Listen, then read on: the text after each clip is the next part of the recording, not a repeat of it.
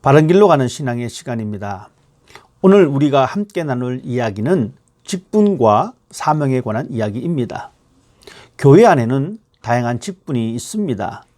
직분에 따라서 주어진 사명이 조금씩 다를 수는 있지만 우리 모두에게는 일반적인 사명이 있습니다. 그것은 바로 거룩한 백성으로 살아가야 하는 사명이 있고, 하나님을 섬기고 예배하는 사명과 진리를 배우는 교육의 사명과 하나님의 것인 11조를 드리는 것과 주님의 날인 주일을 지키는 것, 그리고 복음을 전하는 것과 하나님의 영광을 위해 사는 것이 우리 모든 성도들에게 주어진 사명입니다. 그리고 또한 특별한 사명이 있습니다.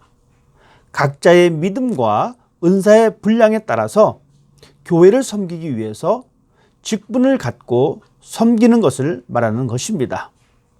사도 바울도 고린도 교회에 편지를 보내면서 은사는 여러 가지나 성령은 같고 직분은 여러 가지나 주는 같다라고 하였습니다. 오늘 이 시간 특별히 장로의 직분과 집사의 직분에 대해서 살펴보겠습니다.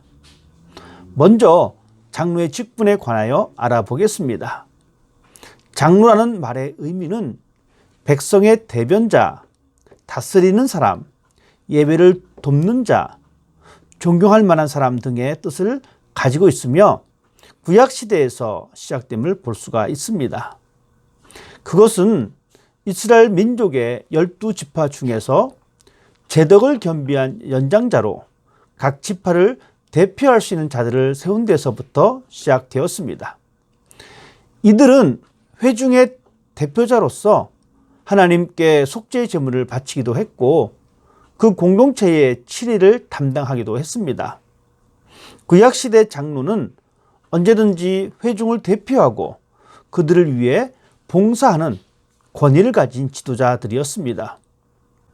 그리고 장로라는 단어 속에는 연장자의 의미가 있으며 신약시대 초기 기독교 안에서는 감독과 동의어로 사용되기도 했고, 장로는 교회의 영적 지도자의 개념이 들어가 있습니다.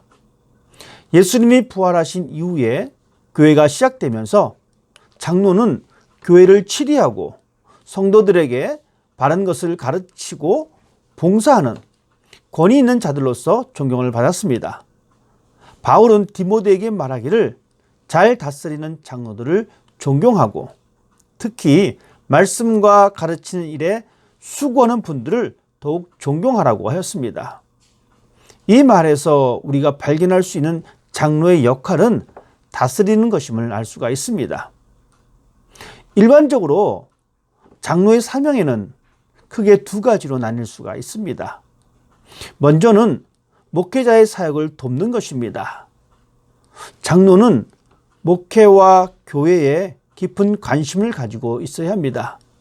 그 관심은 목회자를 도와서 하나님의 일을 이루는 것입니다.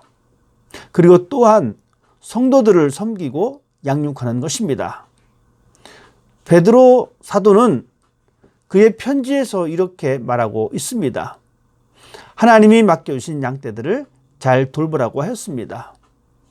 억지로 하지 말고 맡겨진 양떼를 지배하려 들지 말고 모범이 되라고 권면하고 있습니다.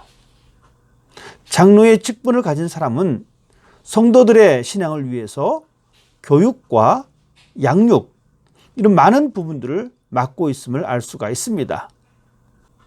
그리고 또한 성경은 장로의 자격에 대해서 말해주고 있습니다.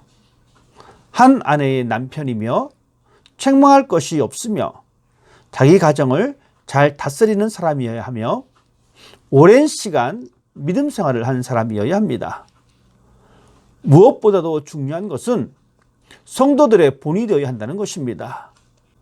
영적 생활에 본이 되어야 하며 사회생활에서도 본이 되어 그들을 인도해야 할 참으로 소중한 직임임을 알아야 합니다. 다음은 집사의 직분입니다. 집사라는 단어의 뜻은 타인을 위해 봉사하는 자, 그리고 섬기며 시중들다라는 의미가 있습니다.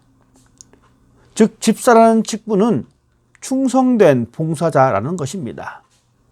신약 성경에 기록된 집사의 시작은 사도행전 6장에 기록된 것으로 예루살렘 교회가 성장함에 따라서 교회 안에는 여러 가지 일들이 많아지게 되었습니다. 사도들은 이 같은 업무들이 많아지게 되자 기도하고 말씀을 연구하는 일에만 전념할 수가 없게 되었습니다. 그래서 교회를 돌아보고 봉사 일을 할 수 있는 손길이 필요하게 되었고 이것이 집사의 시작입니다. 집사의 사명에 대해서 신약 성경 여러 곳에서 알려주고 있는데 그 사명은 바로 교회의 여러 가지 일들을 봉사하는 것입니다. 집사는 교회의 관리자요, 교회를 세우는 사람이요, 교회의 부서진 곳을 수리하고 모자라는 것을 보충하며 관리하는 청지기들입니다. 교회의 다양한 곳에서 행정적인 일들을 감당하는 것입니다. 그리고 목회자를 돕고 섬기고 그의 사역을 도와서 어려운 이웃들을 돕는 일을 하는 것입니다. 이것을 가정으로 비유한다면 집사의 그 직책은 그 집의 맞이로서 부모를 도우며 동생들을 보살피는 것과 같다라고 볼 수가 있습니다. 직분을 가진 사람들이 가장 중요하게 생각해야 할 부분은 나의 직분이 하나님께서 주신 것이라는 인식입니다. 사도 바울은 항상 자신의 직분에 대해서 하나님이 주신 것임을 생각하고 하나님이 그 일에 함께 하실 것이라는 확신을 가지고 있었습니다. 우리는 하나님이 나에게 주신 직분에 대해서 반드시 하나님께서 결산하실 것임을 알아야 합니다. 직분에 대한 우리의 자세는 먼저 자신의 직분에 대해서 바르게 알아야 합니다. 모든 직분에는 그 직분에 따라 할 일이 있습니다. 목사는 목사의 일이 있고 장로는 장로의 일이 있고 집사는 집사의 일이 있기에 지혜로운 사람은 자신의 업무가 무엇인지 잘 파악하고 책임 있게 감당해야 합니다. 그리고 맡은 직분에 충실해야 합니다. 자신의 할 일을 소홀히 하게 되면 그 기관과 예배에 큰 지장을 끼치게 됩니다. 열심으로 감당하되 부득불 감당할 수 없을 경우 다른 사람을 대체해서라도 차질이 없도록 해야 합니다. 직분에 대하여 우리가 주의를 기울여야 할 부분은 억지로나 어떤 이익을 위해서 해서는 안 된다는 것입니다. 직분은 또한 교회를 오래 다녔다고 얻게 되는 것도 아닙니다. 대신에 이 직분을 통하여 신앙과 생활에 본이 되어야 하며 희생과 헌신으로 감당하는 자세가 필요합니다. 자신의 희생과 헌신으로 자신을 바쳐 드리는 것이기 때문에 헌신이 없다면 직분을 감당하기 어려워집니다. 주님께서 자신을 썩어지는 하늘의 미랄처럼 바쳐 드렸기에 그 직분을 완성하셨고 많은 열매를 이루신 것처럼 우리의 직분도 우리 자신을 희생하여 하나님께 드리고 주님의 몸된 교회를 위해서 헌신할 때에 온전히 이루어지는 것입니다. 많은 사람들이 한때는 열심히 일하다가 얼마 못 가서 주저앉거나 세상의 것에 마음을 빼앗겨 직분과 사명을 버리는 일들이 종종 있습니다. 비록 우리가 큰 일을 하지 못한다 할지라도 우리는 우리에게 맡겨진 직분을 인내함으로 끝까지 감당하는 사람이 되어야 합니다. 세상이 변하고 우리의 환경이 변할지라도 우리에게 맡겨진 사명을 변함없이 감당할 수 있는 신앙생활이 되기를 바랍니다. 하나님이 나에게 주신 직분과 사명은 축복이 될 것임을 기억하십시다. 하나님께서는 아브라함에게 사명을 주셨고 그가 어디로 가든지 하나님께서 함께 하시고 축복하시며 그를 보호해 주셨습니다. 하나님이 아브라함에게 축복을 주신 것은 그에게 맡겨진 사명이 있기 때문입니다. 비록 사명의 사람에게 고난이 있기는 하지만 그것이 하나님의 구원과 축복과 영광임을 우리는 알 수가 있습니다. 우리가 가진 직분은 하나님의 축복과 영광이 임하는 길임을 항상 기억하기를 바랍니다. 맡겨주신 직분과 사명을 잘 감당하기 위해 우리는 하나님과 가까이 하는 삶이 필요합니다.